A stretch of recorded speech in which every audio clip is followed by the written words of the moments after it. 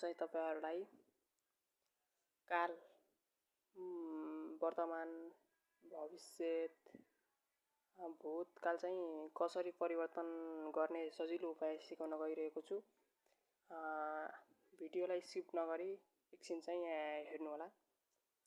वर्तमान का पक्षमा वाक्य परिवर्तन गर। म भात खान्छु। यो चाहिँ सामान्य वर्तमान काल भयो। र अब हामीले अपूर्णमा गर्नु पर्दाखेरिमा चाहिँ म भात अपूर्णमा चाहिँ दैतै लाग्छ। त्यसैले म भात खाँदै छु।